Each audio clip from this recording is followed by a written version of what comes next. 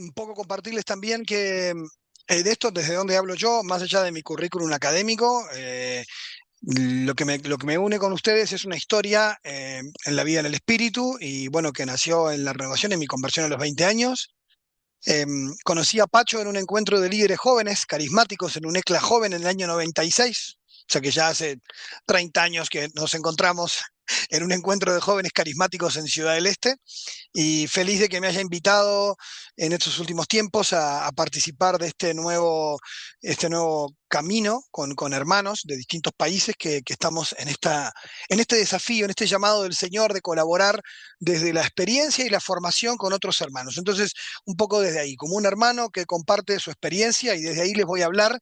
No, no pretendo dar una clase como doy todos los días, pretendo compartirles algunos criterios, pero sobre todo a partir de la experiencia. Y por lo tanto, también relativos, o sea, que no es que son la verdad absoluta, sino que parten de la experiencia y el conocimiento de la teología, de la fe, pero que también voy a sentirme muy libre entre hermanos para dar mi opinión personal, que no tenemos por qué compartir, pero que tiene que ver también con una experiencia, ¿sí?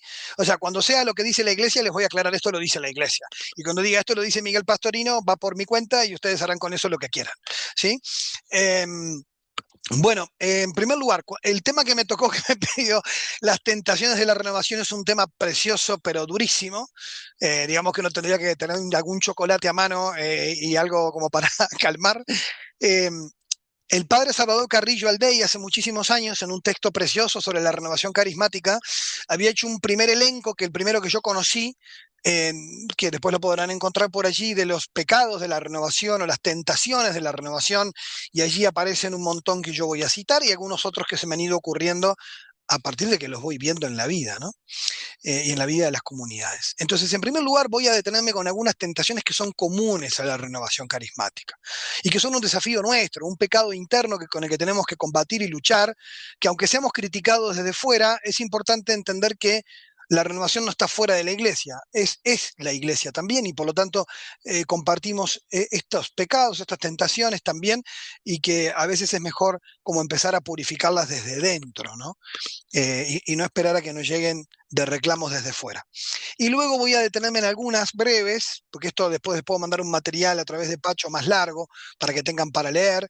Eh, Algunas más específicas del evangelizador, de los que aquí entiendo que hay muchos líderes, de aquellos que liderando o en un ministerio de predicación o de evangelización o de misión, también tienen tentaciones específicas del líder. Pero lo que voy a hacer es un elenco para tener un mapa. Después siempre hay tiempo de profundizar, ¿sí? Pero ese mapa nos puede ayudar un poquito como a ordenar ideas. eh, y voy a empezar primero por la renovación. Entonces, ¿por dónde empezar? Bueno, lo primero que en general suele darse y que se nos acusa que como la renovación carismática es una experiencia en la iglesia que pone un acento muy fuerte en la experiencia del espíritu. Entonces, claro, la dimensión experiencial eh, también puede generar algunos excesos de irnos, digamos, en un abandono de otras dimensiones de la fe que son fundamentales, como tiene que ver con la vida intelectual, por ejemplo, ¿no?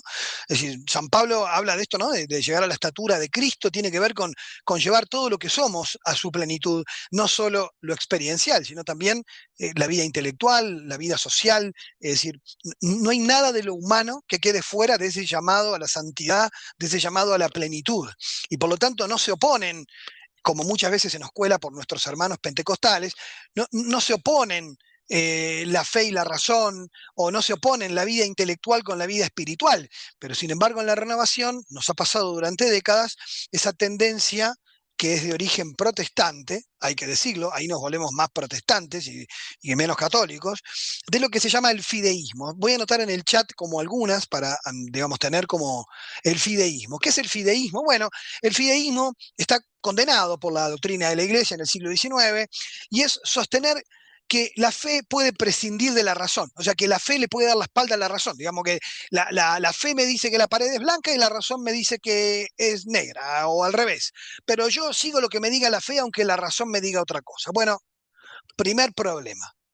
El catecismo de la Iglesia Católica enseña, en los numerales 158 para adelante, 157 para adelante, que la fe y la razón en la doctrina católica jamás se separan, jamás. Y de hecho dice, jamás se oponen. Jamás. Esto quiere decir que si alguna vez la razón me dice una cosa y la fe otra, ya San Agustín advertía que había que revisar que algo anda mal. Algo habrá que revisar. ¿Por qué? Porque si Dios es uno y Él es la verdad, Dios no puede contradecirse. Entonces, o estoy interpretando mal la Biblia, o estoy pensando mal, lógicamente, pero deberé revisar porque no se pueden oponer. Si bien la fe le da alas a la razón para ir más allá, para ir lejos, dice Juan Pablo II, San Juan Pablo II, nunca, jamás contradice a la razón. Es decir, aunque la eleve, no puede estar en su contra. O sea, no puede haber contradicción. Esto es muy importante porque el fideísmo se da cuando la gente dice, ah, no, pero ¿para qué voy a explicar? Lo que importa es lo que yo creo. No, no, no, no. Porque usted puede creer cualquier estupidez. Entonces, obviamente, tiene que ser algo que sea coherente, que sea razonable y que sea, digamos, coherente con la doctrina de la iglesia. Porque si no, lo que nos puede pasar es esa cuestión de crearme, que eso pasa hoy en el mundo New Age, de crearme una fe para mí según lo que yo siento, según lo que a mí me parece. Y esto es muy común cuando las comunidades cristianas le dan más importancia a lo emocional, a lo que se experimenta, que a la verdad de la fe. Y se genera como una especie de contraposición muy caricaturesca, que, como dice el padre Carrillo, se deriva también en un antiintelectualismo, en una desconfianza de la formación intelectual, bíblica, teológica, académica, como si eso nos alejara de la vida espiritual o como si eso nos alejara, digamos, de una mayor profundidad de fe. Es todo lo contrario, es todo lo contrario. Lo que pasa es que eso también tiene que ver con que ha existido en la iglesia, así como existe la tentación fideísta, también existe la tentación racionalista, ¿no? El racionalismo, que es el otro extremo, que no nos pasa tanto desde la renovación, pero que también existe en la iglesia, que es que racionalizarlo todo, explicarlo todo racionalmente para que de algún modo me sienta bien intelectualmente. Entonces, en vez de aceptar un milagro, digo, no, bueno, en realidad es que el milagro de la multiplicación de los panes no era un milagro, sino que en realidad todos compartieron lo que traían y era como un cumpleaños lluvia donde todos traen. Bueno, eso es una estupidez que no tiene fundamento bíblico, pero en realidad ese es el racionalismo de querer aplastar los milagros, de que nada existe sobrenatural y que todo tiene una explicación racionalista. Bueno, esos son excesos, son herejías, ¿no? O sea, el racionalismo que pretende apagar el misterio de Dios y que niega la gracia y la vida sobrenatural, y el fideísmo que niega la razón y que le da la espalda a la ciencia, a la vida intelectual. O sea que en los hechos existe, vamos a ser honestos, existe. Pero la iglesia nos llama justamente a no abandonar ninguna de estas dimensiones y que la razón y la fe vayan juntas, vayan siempre juntas. En esto San Juan Pablo II y Benedicto XVI tienen abundante literatura sobre el tema que después les puedo pasar. Ahí Pacho se ríe porque sabe que yo soy un gran fanático lector de toda la obra de Ratzinger y Benedicto, entonces voy a vivir citándolo cada 4 minutos, pero trataré de no tanto. Eh, bueno, y uno dice, bueno, en el fideísmo, ¿qué cosas pasan? Ese tipo de cosas, Dios me mostró esto. ¿Qué quiere decir que Dios te lo mostró? No, entonces ahí la emoción sustituye la reflexión y entonces no acepto nada que lo cuestione, no acepto ninguna teología, nada. Y en realidad, como ya enseña San Agustín, y ya yo felicito la iniciativa de ustedes, que ustedes estén acá habla de que son hermanos que la fe los mueve a formarse. Eso es un signo del espíritu, ¿no? Es decir, el deseo de conocer al Señor y de conocerle más y de profundizar en la fe es un signo que hay que aplaudir a 4 manos, porque en general el antiintelectual no quiere formación. O sea, quiere encerrarse en su vivencia y nada más. Y entonces queda atrapado en el dogma de su subjetividad, de lo que él siente, ¿no? Pero la formación es exponerme a cosas que me obliguen a pensar, a cambiar, a aprender. Fíjese que San Agustín enseña que cuando uno ama al Señor, más ganas tienes de saber de Él. Y cuando uno más sabe de Cristo, más le ama. Y cuanto más le ama, más quiere saber. Quiere decir que el deseo de formarse, de aprender, de estudiar, es un signo inequívoco, no solo del amor a Cristo, sino de la presencia poderosa del Espíritu Santo. Es decir, que me da sed y hambre de Dios. Y eso es sed y hambre de Él y de conocerle. Y por lo tanto, no me puedo quedar siempre saltando con la misma canción y con el mismo libro. O sea, el Señor me tiene que mover a ir por más, a que vuele el techo de mis expectativas, ¿no? A ir por más. Y lo hago por Él también, ¿no? O sea, porque Él me mueve en esto. Entonces, en esta dinámica sería contrario al cristianismo una idea de que la formación iría en contra del amor al Señor o de la fe. En realidad, esa es una lectura fideísta equivocada. Yo tenía un amigo pastor evangélico que falleció ya, pero que contaba siempre en algunas anécdotas de su iglesia evangélica, pentecostal. Decía, había gente que me decía, pastor, yo no siento nada, yo no siento nada, entonces el Señor no está. Ah, resulta que ahora el termómetro para saber si Cristo está presente eres tú. Qué genial, esto es un desastre. O sea, ¿cómo el termómetro para saber si Dios está obrando es lo que tú sientes? Por algo la iglesia tiene una doctrina, o sea, que a través de los sacramentos, ¿no? De que la presencia y la acción de Dios no se mide subjetivamente. De hecho, el padre Cantalamessa dice, o sea, los sacramentos son siempre eficaces. Obviamente la subjetividad puede predisponerme a que el Señor pueda hacer más cosas en mí, por supuesto. Pero digamos, la acción de Dios no se mide por si yo siento más o menos calor o si estoy más o menos, o sea, se mide por los frutos. Y ahí Gálatas 5 de nuevo. ¿Cómo se mide que hay obra del Espíritu, que hay acción de Dios? Por los frutos. Ustedes conocerán, yo también en su amplia experiencia, cantidad de gente joven o adulta que ha vivido retiros que se lloró todo el fin de semana, hizo una gran catarsis, sintió a Dios hasta en las paredes y al otro día el mismo tipo, con la misma borrachera, la misma nada de conversión. Entonces, sí, bueno, al fin y al cuenta, aquí el Señor no hizo nada en ti, más que tuviste una experiencia emocionalmente muy potente, ¿no? Entonces es una cuestión meramente psicológica. ¿Dónde está la diferencia entre una experiencia meramente psicológica y una experiencia profundamente espiritual? En la transformación, que se da sobre toda la persona. Y que obviamente eso se ve en los frutos, ¿no? Por eso la doctrina católica, por ejemplo, lo establecía ya el cardenal Suenens hace mucho tiempo, y está en un documento que firma Ratzinger de Malinas, donde el don de lenguas, por ejemplo, en la teología protestante es un signo sine qua non, digamos, de que hay bautismo en el Espíritu Santo. En la teología católica, no. Puede haber bautismo en el Espíritu Santo, llenura del Espíritu, desborde del Espíritu y que no haya don de lenguas. ¿Por qué? Porque en la teología católica esa no es una condición para explicar si hay bautismo en el Espíritu Santo o no. Lo que muestra si hay llenura del Espíritu tiene que ver más con los frutos espirituales que con los carismas. O sea, no hay carisma que diga aquí hubo bautismo en el Espíritu, sino que hay frutos, gozo, celo evangelizador, dominio de sí, amor por la oración. Si los frutos espirituales son el signo claro de que el Espíritu Santo ha hecho algo aquí. O sea, es por los frutos que les conocerán, no porque tenga un super carisma, porque hasta dones los puede dar el demonio también. O sea que eso sabemos, ¿no? Entonces, los frutos, siempre los frutos. Eh, y muy importante, los frutos no legitiman la mediación. ¿Qué quiere decir esto? No, porque el que me impuso las manos es tremendo santo. Puede ser un delincuente crónico, pero lo que hizo lo hizo Dios. Porque lo que la iglesia reconoce es que actuó la gracia en ti y que es Dios que actuó y porque tú abriste tu corazón. Pero el tipo o la tipa, la persona que fue la mediación puede ser un desastre. Entonces, como nos pasa en el sacramento de la reconciliación, el sacerdote con el que me absuelve puede ser el peor del mundo, puede estar en pecado mortal, pero la confesión es válida. ¿Por qué? Porque ahí lo que actúa es la gracia de Dios y la persona que cree y pone fe. Entonces, ojo con, digamos, legitimar por el fruto de repente al que hace de mediación, ¿no? Al que intercedió, entonces ahora parece que tiene poderes sobrenaturales. No, bueno, eso fue obra de Dios. Y hoy es este, mañana es el otro. Porque eso es una cosa que sucede también con las apariciones marianas, ¿no?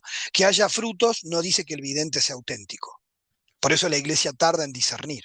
El vidente puede ser un fantasma, alguien que es totalmente trucho, como decimos acá en Uruguay, no sé cómo dirán ustedes, pero es decir, una persona que no es honesto, sin embargo, en el lugar donde se peregrina hay conversiones, vocaciones, frutos, sanaciones. ¿Por qué? Porque la gente que peregrina va con fe. Y la obra de Dios atiende el clamor de sus hijos, pero el instrumento puede ser un desastre. Entonces la iglesia en esto siempre es clara y uno tiene que no, digamos, canonizar la mediación, ¿no?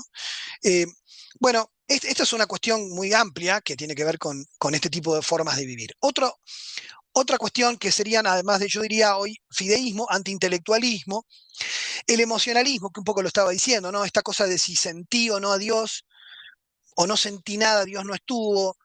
Bueno, en realidad, como decía San Juan de la Cruz, ¿no? La experiencia pasa, lo que queda es la certeza de la presencia del Señor, ¿no? O sea, y en esto la espiritualidad carmelita tiene muchas cosas muy interesantes sobre esta cuestión, ¿no? Es decir, como cuando uno sabe que Dios está en su vida, la experiencia a veces el Señor te regala, porque necesitamos, como le pasó a Tomás, que quería él ver al Señor y tocar al Señor. Bueno, el Señor puede conceder una experiencia, pero eso no quiere decir que si no hay experiencia no hay presencia, ¿no? O sea, porque fíjense lo que fue Madre Teresa de Calcuta, ¿no? Cuando ella empezó a dejar de sentir, era cuando el Señor más la estaba usando, ¿no? Ella lo reconoce, ¿no? Y es cuando ella dejó de experimentar e incluso de sentir el amor de Dios. O sea, es tremendo en la vida de los santos, ¿no?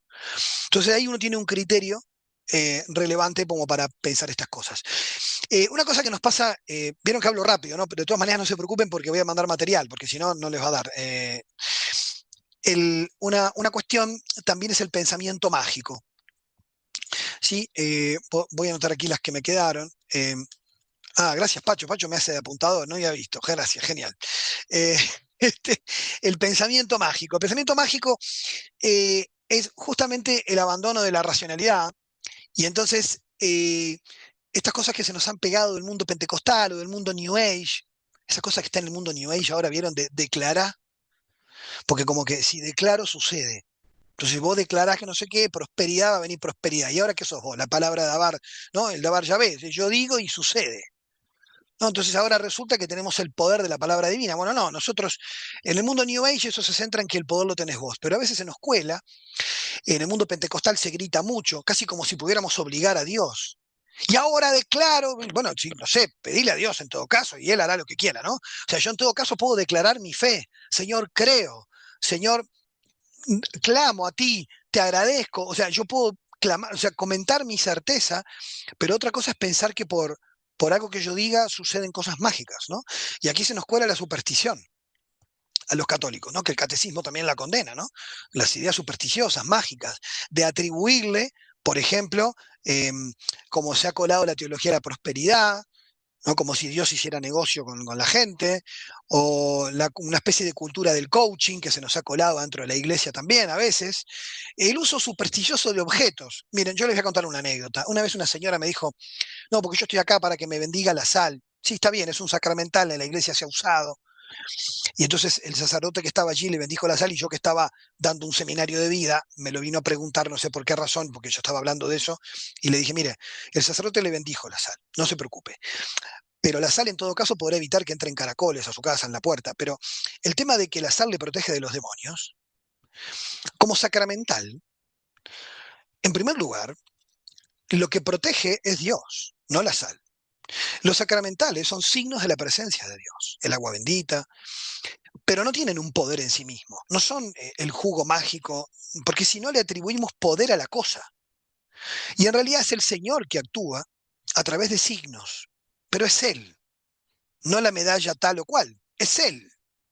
Entonces, es mi relación con el Señor y no el objeto, porque el objeto es un signo importante para la vida de la iglesia. La iglesia tiene sus signos, pero ojo, hay que distinguir sacramental de sacramento, sobre todo en categorías de poder, por ejemplo, ¿no?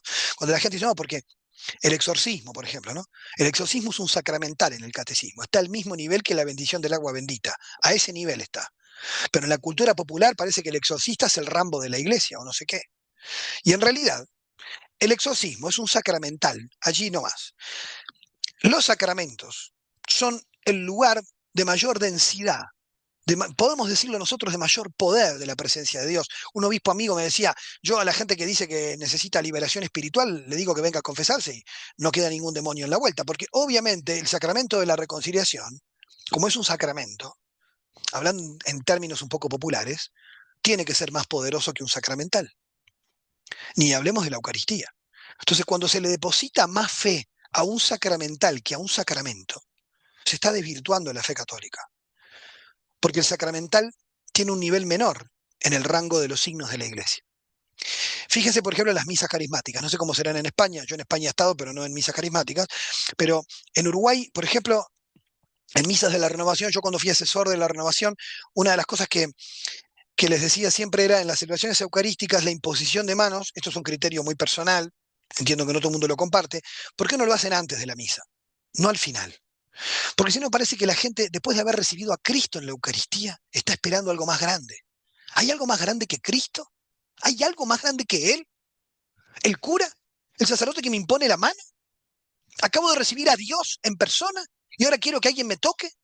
Pero señores, primero que el sacerdote me imponga la mano, que ore por mí, que me bendiga, pero que lo haga antes para que predisponga mi corazón a la gracia, a ir a la misa de otra manera, a escuchar el Evangelio con poder, a recibir la Eucaristía con hambre y sed del Señor. Y cuando lo recibo Él, ¿qué más puedo recibir que el cielo en mí? ¿Qué más?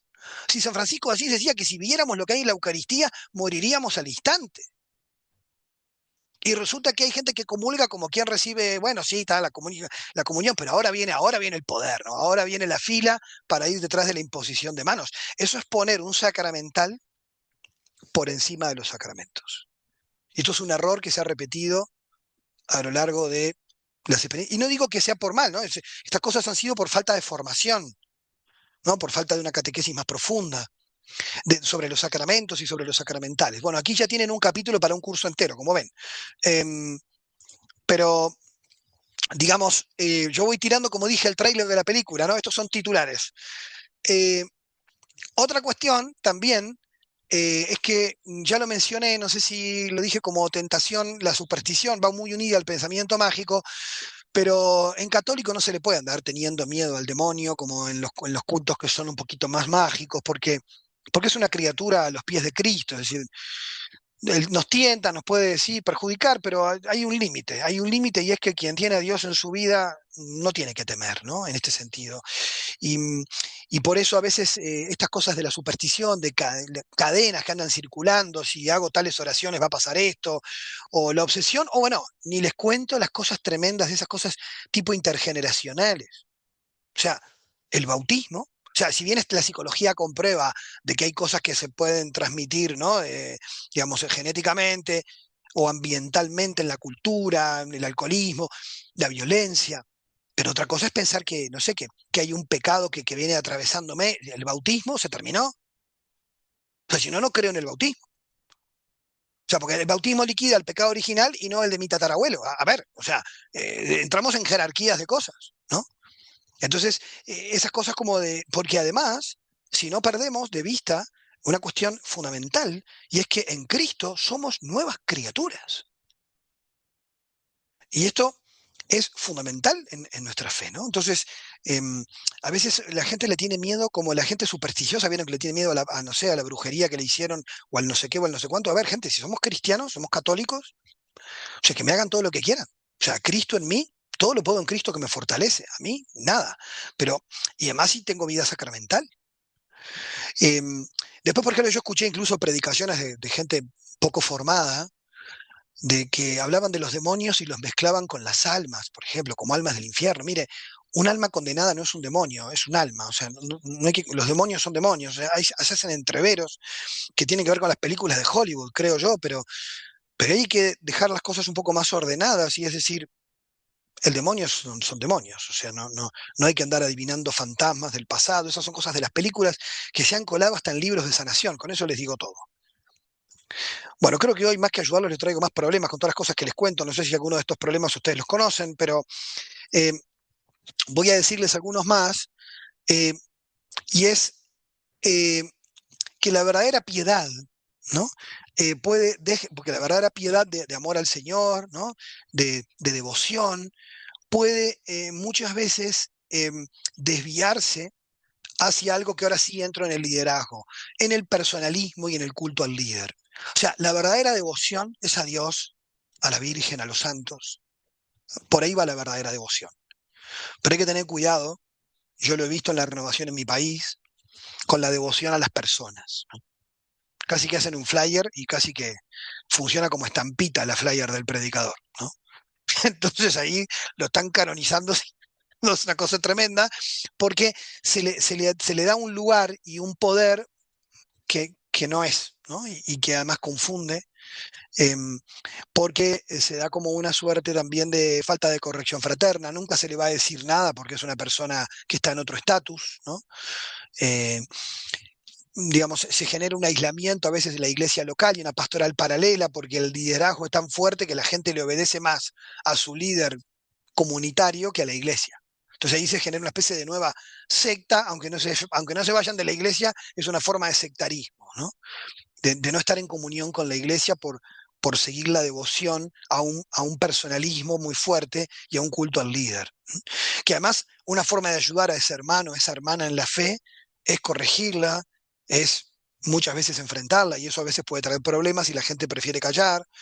Entonces, bueno, ahí hay que hablar con el obispo, ¿no? O sea, con el párroco, con quien sea, ¿no? Pero una cosa que tiene la iglesia, a diferencia de las sectas, es que en la iglesia uno puede ir a quejarse a la autoridad competente. En la secta marchás porque es el líder y después de él está Dios, ¿no? Entonces acá uno puede ir, digamos, si un obispo mete la pata, uno puede apelar a la conferencia episcopal, uno puede, ¿no? O sea, en la iglesia tenemos esa posibilidad de que no podemos poner a nadie como una voz de Dios aquí en la tierra, ¿no? Entonces, porque es peligroso cuando se da la manipulación de alguien que en nombre de ese lugar dice lo que Dios, esto es peligrosísimo, lo que Dios te está pidiendo. Yo he escuchado gente que dice, lo que Dios te pide, ¿y vos cómo sabés? ¿Y quién te puso a ti vocero de la divinidad? Es muy peligroso. A veces lo hacemos con todo amor, ¿no? Pero capaz que eso es lo que a mí se me ocurre, lo que a mí me parece. Y el discernimiento requiere tiempo, oración, cierta austeridad de vida para discernir, para pensar, como decía también Santa Teresa, ¿no? Que uno debería desconfiar más de uno mismo, siempre antes que de la iglesia. ¿Por qué? Bueno, porque la iglesia a veces puede ir lento, pero es maestra y nos va enseñando, pero a veces puede ser la autoridad de la iglesia la que me está manipulando, puede ser un sacerdote. Igual yo no voy a meterme ahí porque después van a tener otra sobre este tema, ¿no? Del abuso espiritual. Pero es decir, puede haber alguien que también desde el ministerio sacerdotal haga las cosas mal y me esté manipulando y me esté diciendo lo que Dios te pide es esto, la voluntad de Dios para ti es esto. Mira, por algo hablamos en la iglesia de acompañamiento espiritual, no de dirección, porque nadie me va a dirigir la vida. O sea, yo en todo caso, en mi conciencia, oro y el Espíritu Santo también habla. Entonces es ni solo mi percepción subjetiva, ni solo lo que me dicen, y esto requiere un discernimiento importante, porque te hace como profecías particulares, por ejemplo, ¿no? Entonces, bueno, yo me acuerdo cuando era más joven, gente que te hacía vigilias de oración y te venían esperando con el texto bíblico preparado para vos, ¿no? Pero no te lo eligió Dios, te lo eligieron ellos para darte con un fierro.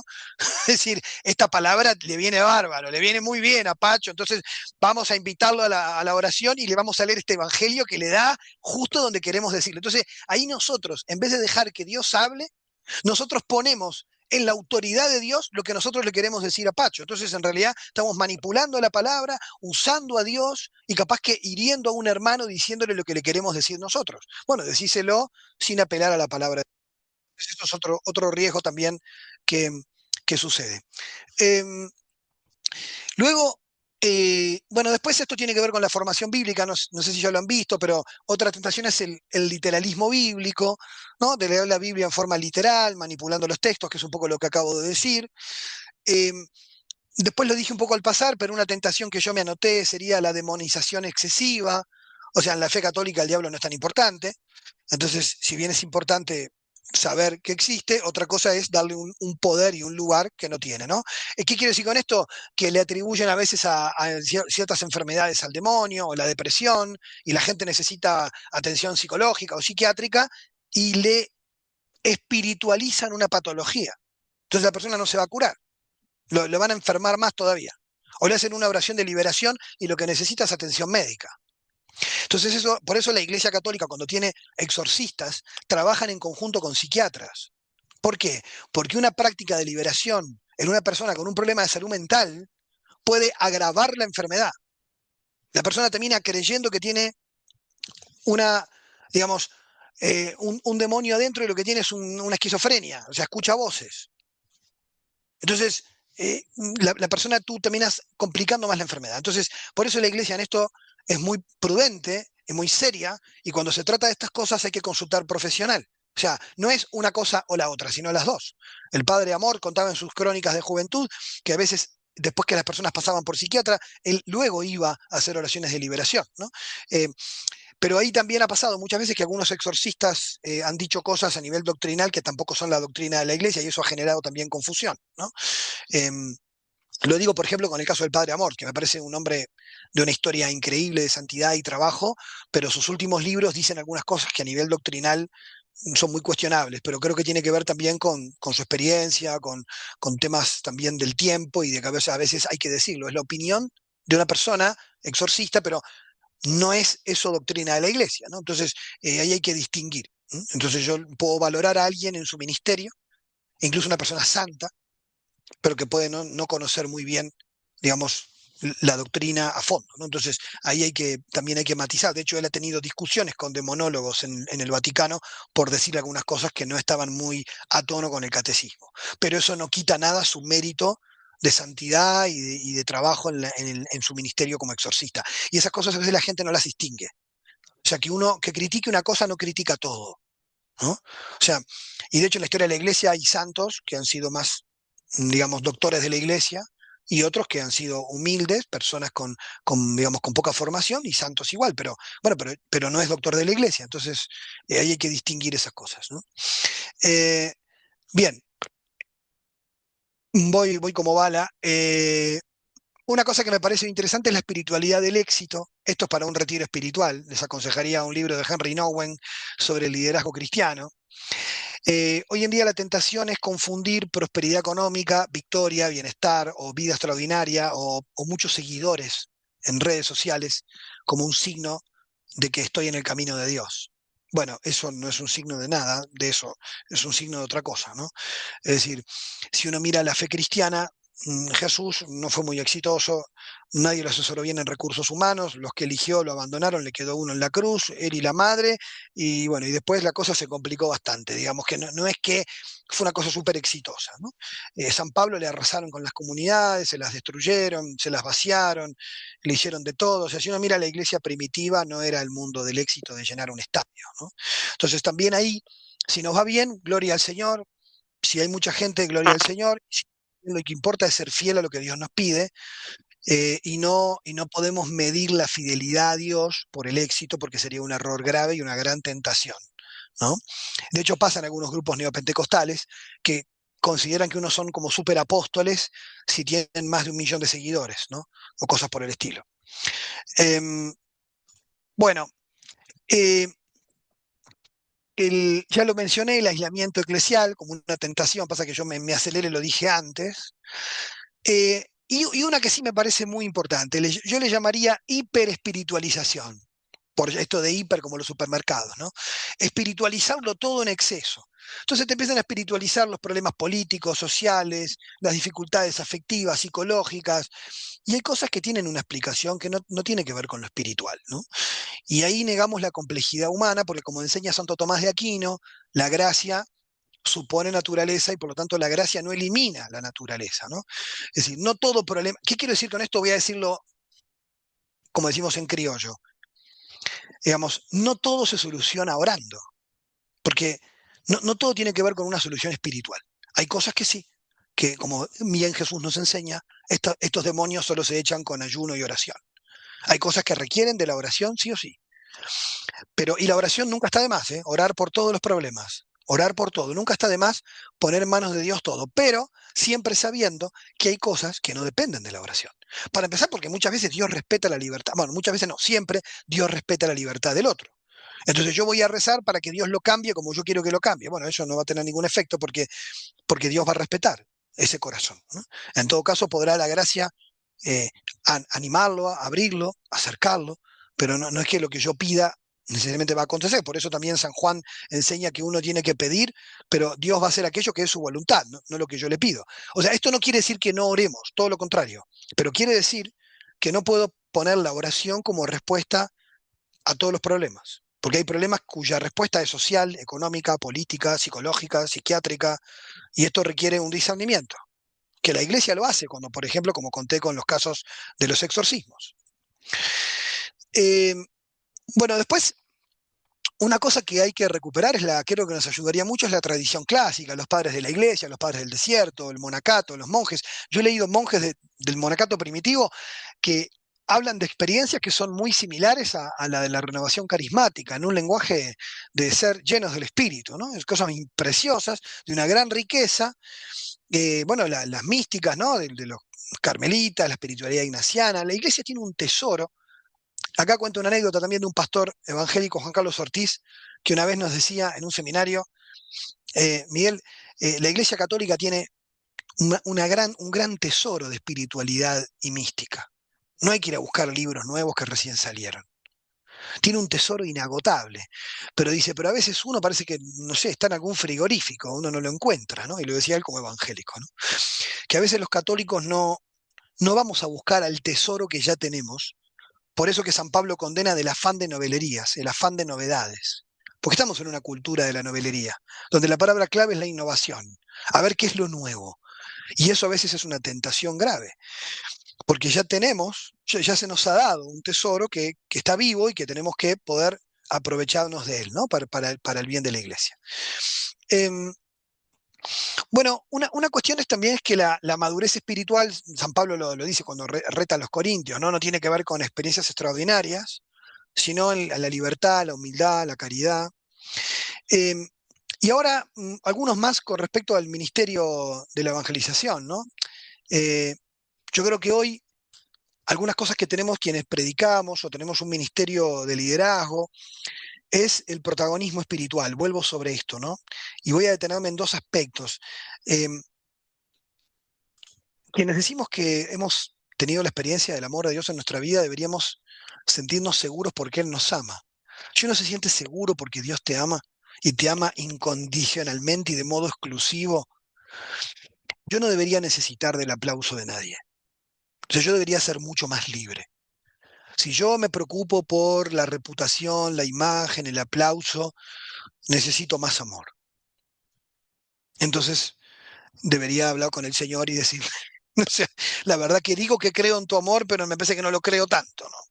O sea, porque como San Pablo, ¿no? Cuando se siente amado por el Señor, le importa un rábano lo que otros piensen, lo que otros le hagan, no lo hace por el aplauso, incluso puede sufrir persecución. ¿Por qué? Porque Cristo murió por mí. Entonces no me importa, a mí ya me pagaron por adelantado, ya Dios me amó. Entonces yo no necesito que me den nada, ni que me reconozcan nada, ni que me agradezcan siquiera. Por supuesto que es muy bonito cuando nos aplauden y nos agradecen y nos eleva la autoestima, pero hay que tener cuidado de que cuando hacemos las cosas, hacerlas no por eso, sino porque, además en la cultura de hoy, narcisista, de la selfie, de los influencers, estamos todos tentados de convertirnos nosotros en el centro del mensaje, que nos vean a nosotros, y entonces ya no verán a Dios. Aquí la clave es la de Juan el Bautista. Es preciso que Él crezca y que yo disminuya, que vean a Cristo, que Miguel desaparezca, que eso suceda, porque si no entramos en la obsesión con la imagen, con la reputación, y entonces mi yo ocupa el lugar del espíritu, y entonces importa la performance, ¿no? El espectáculo, y ahí entramos en un camino sin salida. Eh, Después otra cosa también es la adicción a la emoción religiosa. Y voy a ir terminando porque ya los debo tener acalambrados con tantas cosas, pero la adicción a la emoción religiosa es la búsqueda de multitudes emocionadas, de lágrimas, de ambientes intensos, de experiencias impactantes. Y entonces si no hubo emoción, siento que las cosas no están bien, ¿no? Entonces hay como una necesidad de ir por esto permanentemente. Y esto es más psicológico que espiritual, ¿no? Eh, y después una que tenemos, yo sobre todo la confieso, el activismo, ¿no? Esto es terrible, esto nos hace pelota, ¿no? El activismo espiritual, ¿no? O sea, el hacer, hacer, hacer, hacer, hacer, hacer, nunca descansar, vivir haciendo cosas, llenar la agenda, perdemos el silencio, perdemos la oración profunda. Eh, a mí a veces hasta mi esposa me ha corregido con esto, Miguel, pero deja eso y acostate a dormir. O sea, no sé, es como para un poco ese hombre, ¿no? Es decir, y a veces uno lo hace con amor y sabe que lo hace por el Señor, pero la tentación es fuerte, porque a veces el hiperactivismo es una forma de llenar un vacío. Y ese vacío es en el que nos espera el Señor, y hay que atravesarlo. Por eso es importante el silencio en soledad, el tiempo de oración, el cuidar. Hay un autor de espiritualidad, Mamerto Menapace, monje, que escribía que que cuando uno dice, cuando habla del césped, del pasto que crece, dice, uno tiene que cortar, ¿no? Uno puede cortar y vuelve a crecer, pero solo si no arranca la raíz. Entonces dice, uno puede ser fecundo si uno está siempre podando lo que puede gastar, pero no arranca la raíz. Ahora, si uno, por ser productivo, en vez de fecundo, por ser productivo, que no tenemos que ser productivos, eso es el lenguaje de la empresa, tenemos que ser fecundos, como dice el Evangelio de Juan, ¿no? Tenemos que ser fecundos, en la imagen de la vid, unidos al Señor. Y esa fecundidad solo es posible si la raíz está bien conectada al Señor. Si estamos recibiendo la savia nueva de la gracia, del tiempo de cuidado. Y esto tiene que ver con nuestros afectos, con nuestra familia, con el cuidado de nuestros amores, de aquellas personas que nos sostienen, de dedicarles tiempo y cariño, porque es también ese santuario de la familia donde somos cuidados y cuidamos. Y desde allí, y desde la vida de oración, y desde una vida afectiva saludable, podemos entonces salir al mundo a comernos el mundo, pero no en el afán de ser productivo, no poder decir que no a algo y tener que decir siempre que sí porque parece que así soy más generoso y puedo estar secando a mi familia y secando mi vida espiritual, ¿no? Entonces eso es una tentación porque a veces, esta no me ha pasado a mí, pero me ha pasado de gente que yo le digo, pero usted, señor, usted no tiene vocación a la vida consagrada, o sea, no abandone a su familia, ¿no? O sea, si- por más que el párroco te insista, o sea, uno tiene que cuidar las raíces para que haya siempre fruto. Entonces las raíces tienen que estar bien regadas, bien cuidadas, bien mimadas.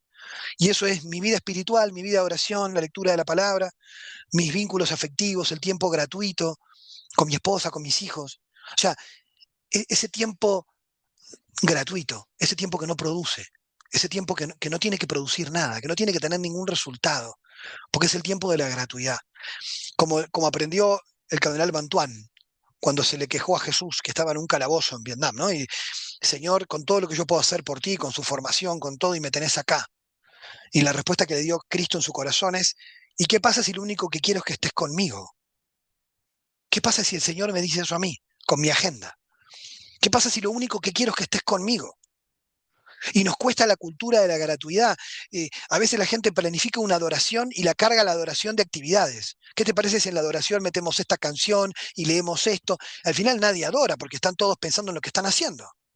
Tirate ahí, planchate boca abajo adelante de Cristo y déjate llevar, es decir, abandonate, adorale, porque eres el centro, no tú. Entonces, nos cuesta mucho el silencio, nos cuesta mucho eso que repara, porque si dejamos que el Señor repare, entonces habrá una fuerza distinta para poder, para poder anunciar de otra manera, con otra fuerza, con otra alegría. Y allí nuestra debilidad se manifestará su potencia, su fuerza, ¿no? Pero si somos capaces de combatir el activismo espiritual, que en mi vida personal ha sido la tentación más grande que he tenido y que tengo y que sé que por ahí, como enseñaba San Ignacio, es el lugar flaco mío y donde el demonio me tienta más, es en el hiperactivismo, ¿no? Ya lo notarán con mi ansiedad como hablo, ¿no? Entonces, obviamente que cuando el Señor te regala volver a Él, volver a sus pies, a la fuente, ahí uno quiere volver a ser María y no Marta, ¿no? De no decirle al Señor lo que tiene que hacer, sino de que me siente a sus pies a escucharle a Él lo que Él me quiera decir. Bueno, y finalmente eh, tenemos también la manipulación espiritual, que la había dejado para después, que digamos que la van a tener con otro docente, pero que es un riesgo del ministerio y es cuando queremos usar la autoridad espiritual para influir sobre las personas. De esto un poco ya lo dije, pero el nombre técnico sería este, ¿no? O sea, la manipulación espiritual, el abuso espiritual, ¿no? O sea, Dios me mostró que tú tienes que no sé qué, empezamos a dirigirle la vida a la gente, ¿no? Y eso se genera en abuso de conciencia, en abuso de su libertad. Eh, y bueno, y después, digamos que hay una cuestión también de riesgo hoy de la superficialidad, ¿no? Yo le llamé, es un invento que tuve, la superficialidad querigmática, Pacho. La superficialidad querigmática, que le llamo a, a hacer de la evangelización una suerte de manual de frases motivacionales, em, de, bueno, Cristo te ama, vamos, hay que ponerle actitud, hay que ser positivo, y Dios no sé qué, y vino para salvarte. Frases, eslogans, superficie, no toca el corazón, no llega a nadie. ¿Por qué? Porque son eslogans. Porque una persona que no está enamorada de Cristo, si quiere usar un lenguaje de enamorado, queda cursi, te hace el ridículo. Pero una persona que está profundamente enamorada del Señor, habla de Él de otra manera. Y de hecho, la profundidad en la evangelización, en el querigma, en el anuncio del querigma, se logra con la escucha, conocer el corazón de quien le voy a predicar. No pensar que lo que importa es la fórmula. La persona lo que necesita es sentirse amada primero, sentirse escuchada, para que yo le diga que entonces esto que he experimentado no es nada al lado del Dios que está vivo y que es el verdadero y que le ama, pero luego de que ha experimentado a que alguien de la iglesia le ha escuchado y le ha atendido como nadie en su vida. Entonces, digamos que la evangelización puede pecar de superficialidad en dos dimensiones. En confundir el anuncio con eslogans y frases hechas, frases potentes, ¿no? Busquemos una frase de impacto. No, lo que va a impactar es si te ven a ti, que te arde tu corazón y tienes los ojos encendidos en la luz de Dios, que cuando hablas de Él te derrites. Ya, eso es impacto. Lo que impacta es lo que a ti te pasa. Porque el anuncio del querigma, los apóstoles, bueno, uno lo puede ver en el texto de Maús, allá al final del Evangelio de Lucas, en el 24, cuando los discípulos le predican a Jesús, le hacen una predicación superficial y además sin fe. ¿Se acuerdan que les dicen, no, porque Jesús se hace el que no sabe nada, ¿no? Se hace el tonto y dice, ¿qué pasó esto por acá? No, no, ¿y cómo no sabes? Mirá, y Jesús, profeta poderoso, y le predican todo el discurso de Pedro en Hechos, casi la mitad está ahí. Y todo lo que, pero bueno, algunos dicen que resucitó, pero bueno, las mujeres dijeron que ya no sabemos nada. Y Jesús ahí les da un gran golpe, les dice, pero ¿y cómo? Y ahí, cuando Jesús les empieza a explicar, ellos no dicen, ahora entendí, qué linda frase. Dicen, nos ardía el corazón cuando lo escuchábamos en el camino. O sea, algo me pasó a mí cuando te escuchaba, algo pasó en mi corazón que ardió. Entonces, el querigma provoca eso, y para eso tiene que haber profundidad, profundidad de oración y profundidad en la preparación del mensaje. Porque cuanto más profundas son las preguntas, más profundo es el mensaje. Y un segundo nivel de superficialidad es cuando descuidamos la catequesis o el pastoreo. Creemos que evangelizar es solamente el primer impacto y después la gente queda abandonada, ¿no? Entonces, o todo el tiempo haciendo lo mismo. Y en realidad la fe tiene que ir cada vez más profundo, cada vez más profundo, cada vez más profundo. Y eso se hace con un pastoreo, con un acompañamiento espiritual y con una sólida catequesis, ¿m? Que las personas requieren aunque ya hayan pasado por la iglesia, digamos, en mucho tiempo de catequesis, ¿no? Em, bien. Eh, yo anoté muchas más, se las voy a mandar, tengo hasta una que puse la teatralización del ministerio, ¿no? Que tiene que ver con el show, eh, la dependencia de los carismas eh, y el abandono de la vida sacramental que a veces se descuida, ¿no? Eh, bueno, bien, hay muchas más, yo creo que con estas tenemos como un paquete entretenido como para poder pensar, discernir, formar, trabajar. Eh, creo que aquí, y voy cerrando por si tenemos, yo me tengo que ir a buscar a mis hijos, pero tengo 10 minutitos para alguna pregunta. Em, pero me parece relevante también que estas cosas sean como signos, ¿no? Como alertas. Cuidado si vamos por aquí, cuidado si vamos por aquí, porque el tentador, como aparece en el Evangelio, hay tres tentaciones que siempre son las mismas. El aparentar, el tener y el poder. O sea, el demonio a Jesús le ofrece eso. Convierte las piedras en pan, ¿no? Entonces siempre el poder es una forma de tentación. El tirate del templo que todos te van a aplaudir, ¿no? La apariencia, ¿no? Eh, y muchas veces también el querer poseer las cosas que me da Dios, ¿no? Hacerlas mías, es una forma de tentación. Por eso Jesús tiene que librarse de todo para ser fiel al Padre.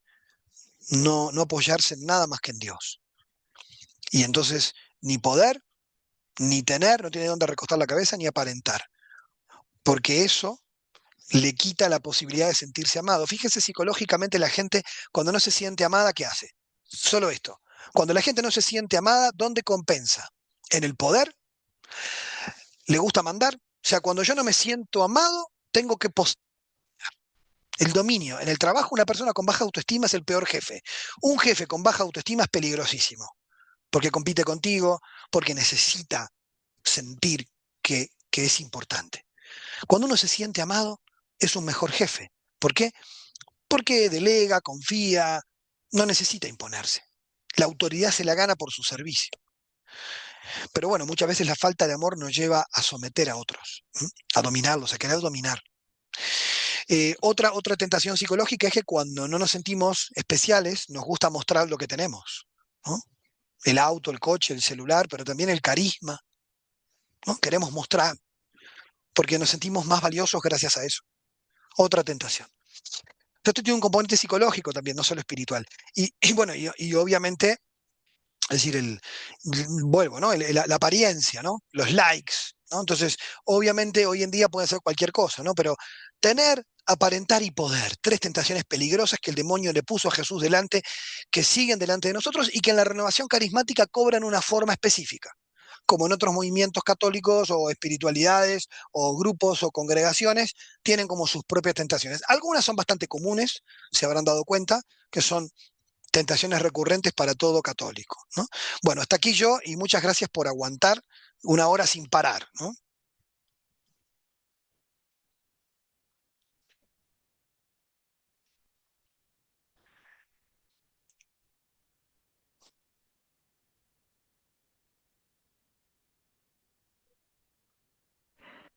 Muchísimas gracias, Miguel Ángel. Flipante, o sea, en España diríamos flipante, o sea, yo creo que todos nos hemos quedado alucinados, ¿no? En italiano sería imbranato, pero que quiero decirte que estamos alucinando, ¿no? Con todo lo que nos estás contando, porque yo al menos me quedo con ganas de más, que hubieras continuado. A mí al menos la hora se me ha hecho corta, se me ha hecho cortísima. Yo creo que todos los hermanos están de acuerdo conmigo, porque cuánta realidad es. Una de las preguntas que quería hacerte, ¿no? A mí algo que me ha tocado, ¿no? El hecho de ¿cómo saber cuándo realmente cuando hay veces que el Señor te pone cosas, ¿no? Acerca de un hermano, ¿no? Sobre una realidad que estás viendo en él, ¿no? Entonces, ¿dónde entraría el límite, ¿no? Entre convertir eso que es lo que el Señor, ¿no? Un hermano de ministerio, ¿no? En este caso, evangelización. ¿Dónde entraríamos, en qué línea entraríamos entre la manipulación y saber decirle al hermano, oye hermano, creo que el Señor te está llamando a esto, creo que el Señor te está diciendo o marcando este camino? ¿Cuál sería más o menos, cómo realmente no utilizar lo que el Señor nos está diciendo o lo que nos está poniendo en oración sobre este hermano para no convertirlo en una manipulación? Porque muchas veces los carismáticos, ¿no? Generalmente solemos decir, el Señor nos dice o el Señor nos pone en mi corazón y no lo pasamos por la razón, ¿no? Entonces, me gustaría que a lo mejor eso Sí, pues lo pudieras ampliar un poquito más, sobre todo los que estamos sí, en liderazgo, por eso te digo. sí, te lo contesto rápido. Me parece que hay una táctica muy simple, que es de humildad espiritual, de decir, mira, yo siento que Dios ha puesto esto en mi corazón, tal vez esté equivocado, pero es lo que en mi corazón el Señor ha puesto. Yo te lo comparto para que tú lo disiernas con tu director espiritual, con tu acompañante espiritual, con tu vida de fe. O sea, que la persona entienda que esto no se lo manda a decir Dios directamente. Con eso alcanza, porque de repente Dios sí le está regalando algo a través de ti.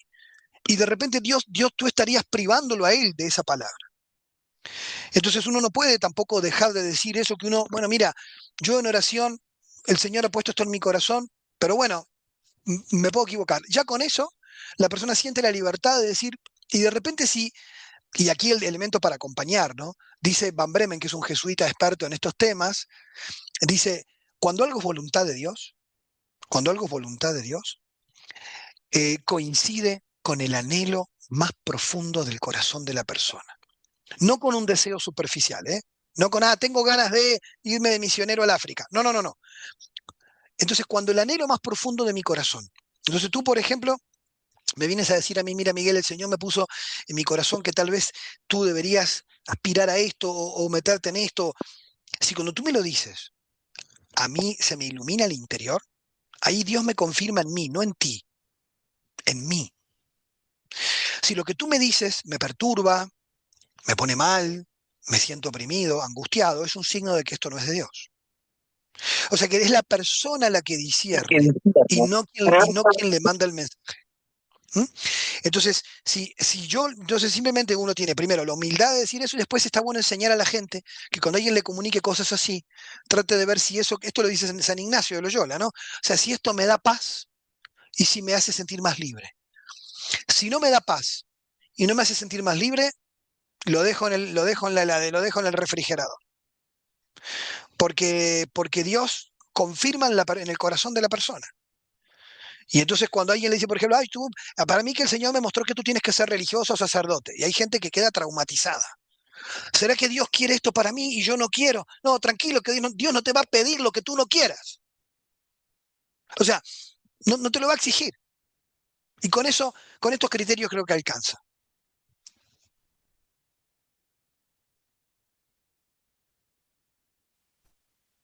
Miguel, buenas Sí, noches. Yo que te quería preguntar, aunque otro día se va a hablar un poquito de la manipulación. A veces como líderes que nos toca, por ejemplo, dirigir la alabanza o la oración, pues claro, podemos hacerla con la asamblea lo que queramos, claro, porque somos los que dirigimos, claro. Entonces, claro.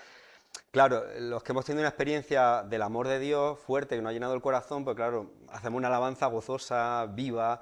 Pero hay gente a lo mejor que llega nueva o que estamos en un momento de evangelización porque no ha tenido esa experiencia. Entonces, claro, nosotros somos testimonio de ese amor, claro, pero podemos a veces, siento yo, hasta qué punto podemos forzar una oración muy festiva, muy alegre, o unos momentos de gozo así, muy carismáticos, pero que la gente les suene un poco, porque no entran por ahí todavía, ¿no? Acaban de llegar.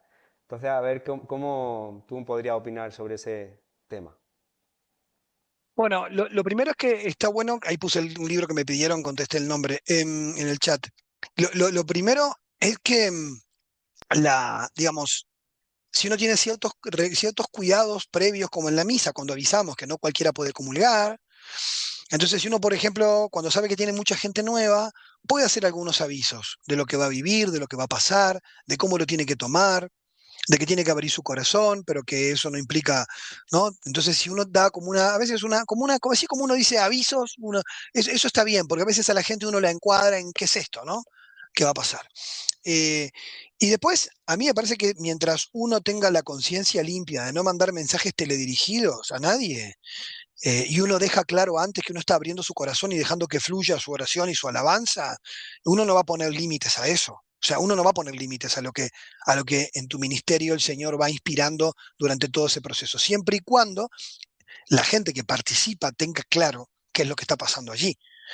Porque, porque muchas veces es la falta de formación la que hace que las personas tomen cualquier cosa de lo que escuchan y a veces no es culpa de quien dirige también, sino de la mala formación de quien está ahí.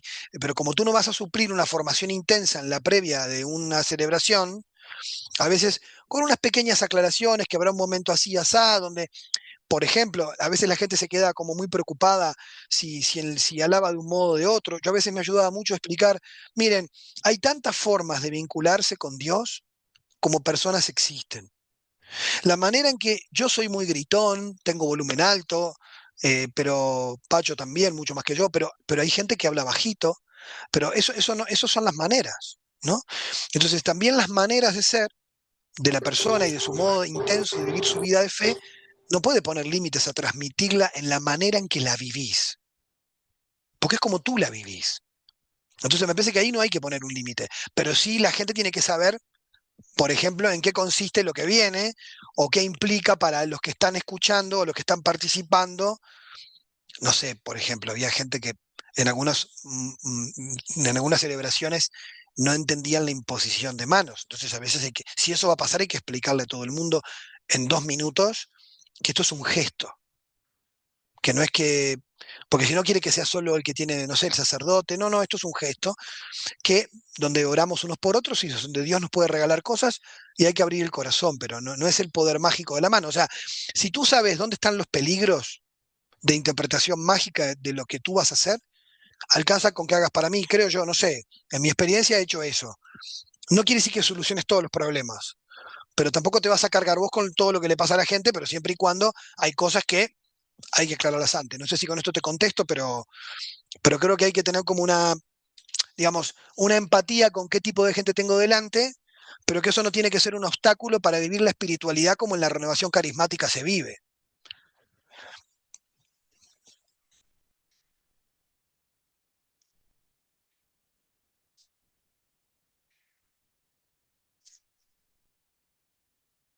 Miguel, hola, soy María. ¿A mí me oyes? Sí, le oigo perfecto, Sí, María. bueno, pues a mí me ha gustado mucho que la razón no se, la fe y la razón no se oponen. Yo pienso que, vamos, me ha gustado toda tu enseñanza mucho porque ahí nos reflejamos muchísimo por el itinerario que desde ese momento que nosotros nos encontramos con Dios vamos teniendo. Y llegamos a que la razón, la fe y la razón no se oponen. ¿Por qué? Porque es una unidad, pero claro, es un crecimiento. Primero empezamos por todo ese recorrido que tú nos has hecho, que nos identificamos sinceramente, ¿no? Y que tiene un orden también en nuestras vidas por nuestra historia personal hasta que ya llegamos y comprendemos y vivimos, más que comprender, vivir que la fe y la razón no se contraponen. Entonces esto es muy importante, me ha gustado mucho porque es algo para transmitirlo a los grupos para que todo eso que tú has dicho, todas esas por sí decirlo como filosofías que hay, ¿no? Pues se rompan, se rompan. Entonces estoy muy contenta, me ha gustado mucho tu lenguaje, sinceramente, y muy clarificatorio dentro de lo que podamos alcanzar nosotros. Y lo ha dicho en esa fe, en esa razón, lo has puesto todo, lo has puesto todo. Entonces un discernimiento No, muy grande. Pues yo estoy encantada. Muchas gracias, María. Yo ya me tengo que ir yendo. Les quiero dejar una cosita antes de irme. Y es, también es verdad que hay personas que llegan a Dios o empiezan su vida de fe por caminos muy diversos. Hay gente que empieza por la vida intelectual y después tiene una experiencia de tipo más experiencial, vivencial, de corte carismático. Y hay gente que le pasa al revés, que empieza por una vivencia más emocional y termina escalando a, digamos, por eso no tiene que tampoco juzgar o caricaturizar o criticar los caminos de fe de las personas, sino que tiene que ayudarla a llevarlo, digamos, a una vida de fe más integral, más completa. Pero es verdad que en la renovación, como el énfasis es mucho más experiencial, siempre el riesgo es descuidar la otra punta, ¿no? Pero por eso, digamos que tienen que ir siempre unidas. Así que te agradezco este comentario. Y bueno, estamos unidos en la oración, seguimos juntos trabajando. Y bueno, yo prometo enviarles material. Y bueno, y si Dios quiere, capaz que tendremos, si Dios quiere, algún otro encuentro. Un fuerte abrazo grande para todos y muchas bendiciones. gracias, Miguel. Que Dios te bendiga, gracias. Oramos por tu ministerio.